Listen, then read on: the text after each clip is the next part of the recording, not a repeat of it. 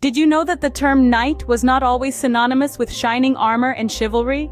In medieval Europe, the earliest knights were not more than hired hands, often seen as no better than mercenaries. Fascinating, isn't it? This is where our journey begins. The first theme we delve into is the evolution of knights. In the early Middle Ages, knights were armed men on horseback who served their lords as soldiers in exchange for land. They were not part of the nobility, but rather a class of their own. Over time, however, the status of knights began to change. As warfare evolved, so did the importance of knights on the battlefield. By the 12th century, knighthood had become a rank of nobility, with rituals, codes of conduct, and a culture of chivalry. Knights were no longer simply warriors, but also defenders of the realm and upholders of justice. Transitioning from knights, we explore the rise of city-states, particularly in Italy.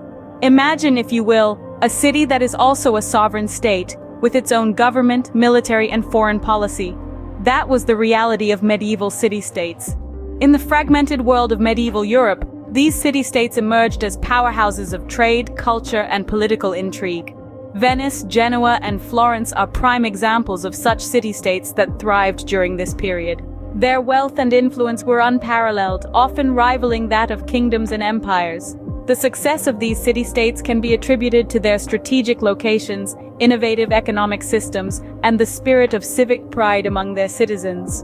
They were the centers of trade and commerce, attracting merchants, artists, and scholars from far and wide.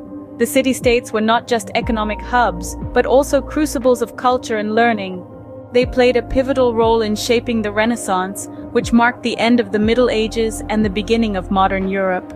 As we reflect on the history of medieval Europe, it is evident that knights and city-states were integral parts of the societal fabric. The evolution of knights from mercenaries to noble warriors illustrates the changing dynamics of warfare in society. Similarly, the rise of city-states underscores the importance of trade and commerce in shaping the political landscape. So, the next time you think of the Middle Ages, remember not just the castles and kings, but also the knights in their shining armor and the bustling city-states. The Middle Ages were not just a period of darkness and decline, but also of dynamism and transformation.